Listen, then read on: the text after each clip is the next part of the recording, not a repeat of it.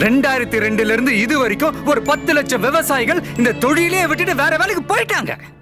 இப்போ மீத்தேன் வாயு அதை எடுக்கிறதுக்காக தஞ்சாவூர், நாகப்பட்டினம் 2 டிஸ்ட்ரிக்ட்லயும் 1,64,819 ஏக்கர் நிலப்பரப்ப ஒரு மல்டிநேஷனல் கம்பெனி அழிக்க போகுது.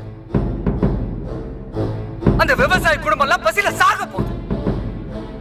5000 கோடி எப்படி 5000 கோடி கடன் வாங்கின ஒரு பியர் ஃபேக்டரி ஓனர் என்னால அந்த கடனை கட்ட முடியலன்னு கை தூக்குறான்.